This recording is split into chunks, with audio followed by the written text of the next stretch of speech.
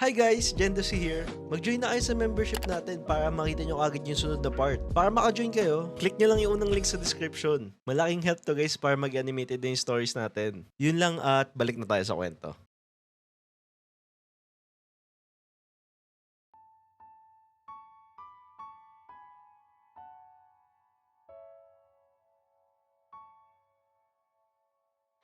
Uy, oo. Nakilala mo na ako? Huh? What do you mean? Nakasulat kasi sa sticky note ng tita ko this morning. Meet Josh, 5 p.m. sa Lagoon. He's wearing a brown polo. Ata? Basta, ikaw lang ang nandito at naka-brown polo so I assume na ikaw yun. Ganun ba? Kala ko pa naman. But never mind. Yup, I'm Josh and ikaw si Zoe, right? Yeah, bakit kita kailangan kitain dito pala? May naalala kong imimit ko dito pero I don't think ikaw yun. Ah, Biniling ka sa akin ni Tita May. Pwede ba kitang yayain somewhere? I'm not even sure kung ikaw nga si Josh. Ngayon lang kita nakita. Bakit mo naman naisip na sasama ako sa'yo ha? Oh, ito na. Ayan ID ko. Biniling ka nga ni Tita sa akin. Cute mo. Yan yung Zoe na nakilala ko. What do you mean, Zoe, na nakilala mo? Wala. Ano, tara?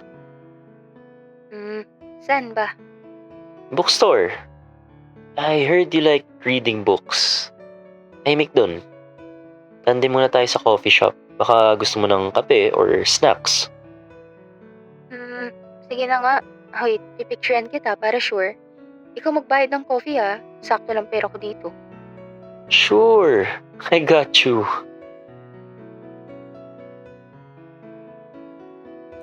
Pinanood ko siya habang nagbabasa. Nakasimangot yung mukha niya at nakakunot noo. Hindi ko tuloy alam kung nag-e-enjoy ba siya. Hey, you okay? All goods tayo? I don't know. Feeling ko ang tagal kong hindi na to nagagawa eh. May certain feeling ako na namimiss ko to, ganon. Nakakamiss amoy ng kape at papel sa bookstore. Thank you ah. Pati na rin dito sa cheesecake at kape. Ang sarap eh. Parang ikaw. Ha? Pinagsasabi mo? I mean, may aura kang nakakagaan. Kala ko naman masarap din ako parang kape at cheesecake eh. Talaga ba? Pero, pwede din naman. Ha? Wala. Paano mo nalaman pala na favorite ko cheesecake? Ewan ko. Hula lang? Or I don't know if na-mention ni Tita sa akin. Okay. Nagstay pa kami. May mga ilang beses na tatawa siya sa mga joke ko. Nasita pa nga kami kasi ang ingay namin eh. Ang saya niya tignan kanina. Maaliwalas ang itsura. Gusto ko sanang sabihin na ilang araw na kaming nagkikita pero hindi niya ako maalala. Pero hindi pwede. Hindi ko siya pwedeng pilitin. Ang kaya ko lang gawin ay pilitin ang sarili kong maging parte ng panibagong alaala niya. Araw-araw. Hanggang sa siya na mismo ang makaramdam. Hi, Zoe! Yes? Ikaw ba? Okay. Close your eyes. Why? Sino ka ba? Shh. Just close your eyes muna. Sus, pag niloko mo ko, babatukan talaga kita. Wala yan. Trust me.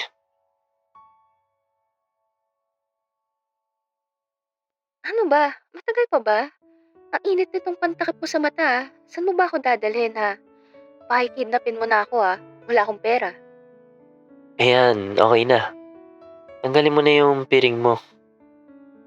Ano to? Ba't ang dami pagkain? Pizza? Pasta? At may cheese overload pa. Anong meron? Teka nga, sino ka ba? Ano to? Josh, I'm Josh. And itong mga to, celebration. Celebration ng pangalawang araw mo sa pagtiwala sa akin. Ha? Ikaw? Pagkakatiwalaan ko? Asa. You just did. Kailan? Well, pinikit mo mata mo at hinintay mo akong matagal. Kasi bigla mo akong piniringan at hinila. Weirdo. Hey, alam mo, I'm just doing this for you. Alam mo, I don't know what's your motive, pero I'm somehow enjoying your company. Ang sarap mong kasama. Masarap din ako. What the fuck? Narinig mo pala ako. Nung time na to, sobrang na-appreciate ko si Josh. As in. Ang patient niya for not letting me go and para intayin kong maalala lahat. Dito nag-umpisa mag-unfold ng paunti-unti yung memories ko. Hindi ko alam, pero parang familiar to. Yung picnic, yung vibe, yung red cup. Red cup. Every time na makikita ko siyang may hawak na red cup, ang lakas ng kabog ng dibdib ko. Pakiramdam ko, it's leading me to something na hindi ko ma-figure out eh. Josh, may iba pang nangyari sa akin dati? Bakit mo naman natanong? Wala lang. Kapag nakikita ko yung red cup mo, parang sumasakit ulo ko saglit. Tapos may vivid pictures akong nakikita pero hindi ko maalala na nangyari yun. Baka naman gutom ka lang. Kain muna tayo. Ayoko nang masakit ulo mo. 7 days na rin nakalipas. Pero like, the past 6 days, ganun pa rin. Mailap, walang maalala. Pero, hindi ko siya susukuan. Chika pa rin? Kung may popcorn. Wow, akala ko sa pelikula lang to. May pa-beanbag pa. May date ako eh. Kailangan mag-effort. Oh, buti may time ka. Wala kang pasok? Meron. Pero mas trabaho kong pasiyahin ka. Akala ko talaga, totoo. Seryoso nga. Okay. Alam mo, sa totoo lang, parang gusto ko ng ganito araw-araw. Yung walang pressure sa life. Slow life lang, ganun. Kung alam mo lang, Zoe, araw-araw kitang pinipili. Araw-araw akong kinakabahan kung magugustuhan mo ulit ang version ko na to. Hindi ka nakakaramdam ng deja vu, pero ako, araw-araw parang deja vu. Ikaw ang laman ng araw ko. Pero palaging nag-uumpisa sa zero ako pagdating sa'yo. Masaya din ako na wala kang stress na iniisip ngayon. Pero may part of me na wini-wish pa rin na maalala mo na lahat. I want to stop the time na ganito lang tayo kasaya. Pero ang selfish ko naman kung ganun. Ay, kung pwede lang eh. Day 8. Sa totoo lang, nauubusan na ako ng pakulo. Hindi ko na alam anong next kong gagawin na gimmick para kay Zoe. Zoe, tara. Gusto mo ng tahimik na vibe lang? Saan naman? Sa sementeryo? Ano gagawin dun? Siyempre, bibisitahin natin yung puso kong patay na patay sa'yo. Visit? Napaka-corny mo. Joke lang. Basta, tara. Sama ka sa akin. Mag-e-enjoy ka, promise. Nag-usap kami ng matagal sa biyahe. Tas, habang tumatagal, mas nakikilala ko yung dating Zoe. Madaldal pala siya. Pero sa mga taong gusto niya lang kausap. Dinala ko siya sa isang sikat na garden sa Cavite. Presko at payapa. Wow, Ang ganda dito ah. Paano mo nalaman to? Wala. Research lang.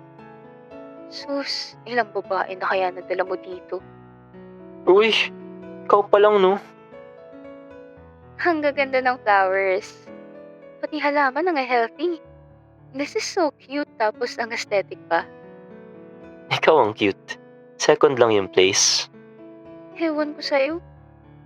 Nag-ikot pa kami. Tuwang-tuwa ako every time na makikita ko siyang nakasmile. Ako okay na yun sa akin. Josh, may tatanong ako sa'yo. Ano yun? Hindi ka ba nagsasawa sa akin? Sabi mo, araw-araw tayo magkasama. Hindi nga eh. Actually, feeling ko nga kulang pa eh. Talaga ba? Alam mo, sobrang nafe-feel ko na safe ako sa presence mo. Every time na andyan ka, parang okay na ako dun. Weird, no? Hindi naman. Kinabahan ako kasi ganun din ako mag-isip. At alam ko naman na hindi tama yun. Dito lang naman ako para tulungan siya. Gusto mo magtanim tayo ng cactus? Cactus? Wala lang. Kinorelate ko lang sa'yo. Parang ikaw eh. Kahit mukhang matinik at nakakasugat, buhay pa rin. Kahit araw-araw mong nalilimutan ng lahat, tumatayo ka pa rin. Drama? Naiiyak tuloy ako. Kainis. Huwag ka na muna umiyak, uy. Marami pa tayong dates bukas. Bukas? Oo. Bukas ulit. Kung papayag ka. Let's see. Depende kung maalala kita. Gusto mo ba makita yung next part? Click mo lang yung join sa tabi ng subscribe.